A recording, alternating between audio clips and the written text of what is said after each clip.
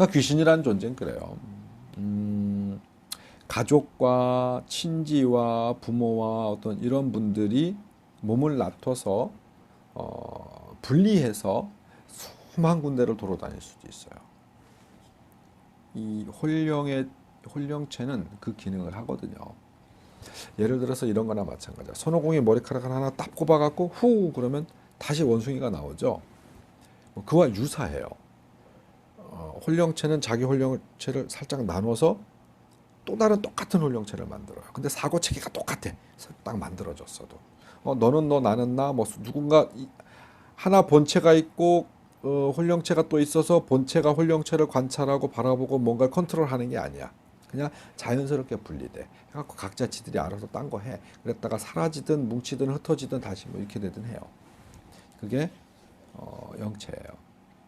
가급적이면 물에 놀러 가서 귀신은 안 만났으면 좋겠어요. 왜냐면 그거는 진짜로 어떤 자기한테 좋지 않은 기운들이 타지면 물에서 죽을 수 있는 확률이 높아. 어디 점을 보러 갔더니 뭐 예를 들어서 너 물가에 가지 마, 올해 물가에 가지 마 이런 얘기를 하는 경우들이 가끔 있잖아요. 그건 수기를 탈 수 있는 기운이 있었을 땐 그런 얘기를 합니다. 근데 또 보편적인 무당들이 점사를 잘 못 보는 무당들이 확률적으로도 얘기해요. 어린아이들이 있는 집 같은 경우에는 올해 물가에 가지 마, 얘 위험해.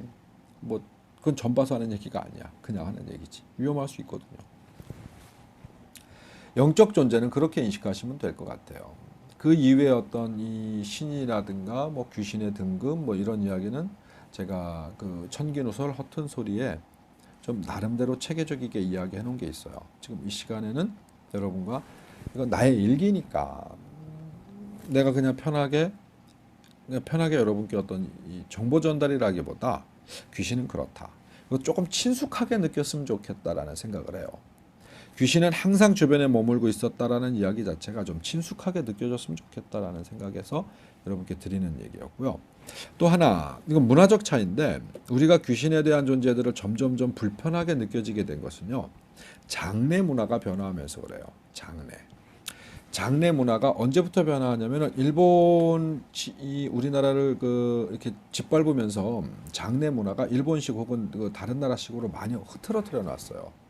그래서 지금은 죽음이 우리와 너무 떨어져 있어. 죽음이 떨어져 있다라는 건 예전에는 불과 50년 전, 60년 전만 해도요. 대부분 장례는 다 집에서 치렀어요. 집에서 치르다 보니까 죽음이 되게 가까운 거예요.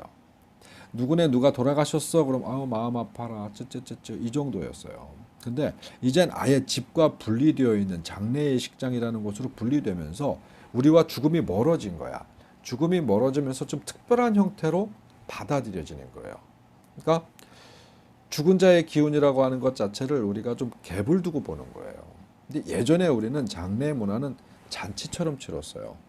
물론 돌아가셨으니까 그분이 평소에 잘했다고 하면 그립고 보고 싶고 마음 아프고 이래서 많이 울고 막 뭐 이런 초상집 분위기는 그랬었지만 우리네 조상들이 초상을 치르는 풍습은 굉장히 즐겁고 행복하게 보냈습니다.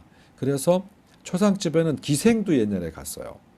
사람들이 이 제주 그러니까 죽은 자의 가족들은 직접적으로 어떤 편안함을 표현할 수 있는 것도 예의가 아니다 보니까 슬픔을 또 나름대로 표현하잖아요. 그래서 지인들이나 친척들이나 아니면 가까운 곳에 좀 돈이 있으신 분들은요 일부러 기생을 불러 데리고 갔어요. 그래서 그 가족들을 유가족들을 위로해 주는 거예요. 또 웃기는 사람들을 초대해 갖고 갔어요. 소리꾼도 초대해 갖고 갔어요. 그래서 장례를 치를 때 막 3일씩 치를 때 이 유가족들이 좀 지쳐있다 싶으면 소리꾼이 나와서 그 노래도 부르고 뭐 또 재밌는 얘기도 하고 그러면서 굉장히 익살스럽고 재미있는 시간들을 많이 보내줬어요. 그렇게 웃고 울고 웃고 울고를 같이 하면서 힘을 좀 냈다가 다시 또 곡을 하고 힘을 좀 냈다가 곡을 하고 이러면서 죽음을 되게 편안하게 받아들였어요. 그게 불과 몇십 년 전이에요. 하지만 지금은 죽음이라고 하는 것 자체를 완전히 우리 삶에 동떨어뜨려 놨어요. 그러다 보니까 우리가 귀신이라는 존재를 굉장히 불편하게 받아들이는 거예요. 굉장히 불편하죠. 여러분 이 영상을 보시는 여러분들은 영적 존재, 귀신의 존재를 너무 신비하게 바라볼 것도 없고 아주 특별하게 바라볼 것도 없어요. 그죠? 수많은 사람들이 죽어왔어요. 수백만 년, 수천만 년, 수억 년 동안 정말 많은 생명이 이 세상에 나타났다가 죽어왔어요. 그 수많은 죽음들이 다 이 세상에 어떤 문제를 일으킨다고 하면은요, 여러분들이 보는 이 세상이 만들어지지가 않아요. 그 수많은 죽음들이 그다지 별 문제를 일으키지 않고, 뭐 그럴 이유도 없고, 그럴 능력도 없어요.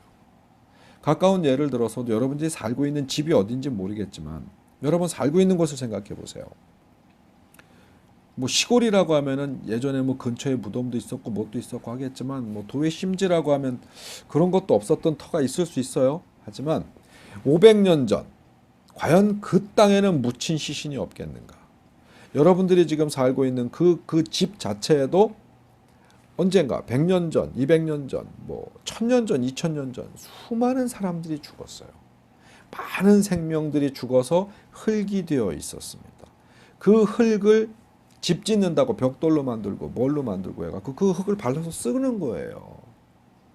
수많은 시신들이 죽었습니다. 그 시신들이 죽으면서 흩어진, 그러니까 땅에 묻어서 그 양기를 나무가 빨아먹고 풀이 빨아먹고, 그 나무가 빨아먹은 거를 짐승이 먹고 풀이 빨아먹은, 사람이 죽은 어떤 기운을 다 흩어지며 썩으니까 그게 또 영양분이 돼서 동물도 자라고 식물도 자라고. 그렇게 자라난 풀을 뜯어다 또 먹고 있어, 집에서. 그런 걸 먹고 자란 동물들을 잡아다가 또 먹고 있어. 그렇게 보면 별거 아니에요. 이해하시겠나요? 귀신은 너무 허투루 볼 것도 없지만 너무 특별하게 볼 것도 없다. 여러분도 죽으면 귀신이란 존재가 돼요. 그 누구도 귀신이란 존재가 안 될 방법이 없어요. 아주 흔한 게 귀신이고 아주 주변에 널린 게 귀신이에요. 이해하시겠나요? 이해했으면 좋겠다. 그래서 귀신이란 존재를 조금 친숙하게 여기셨으면 좋겠어요. 자, 대을법사의 무당일기, 오늘은 좀 허접한 이야기였지만 귀신 얘기였습니다. 실제로 귀신은 항상 당신을 바라보고 있습니다.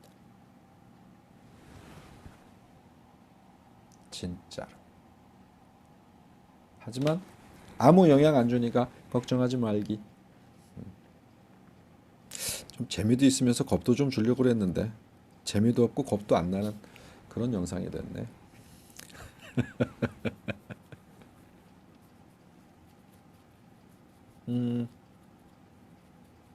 뭘 좀 더 느끼고 싶으면 놀러 오세요. 그럼 내가 겁을 많이 줄 수 있는 현상들 내가 겪게 해줄 수도 있어. 그래서 진짜 오지 말고요. 대을법사였습니다.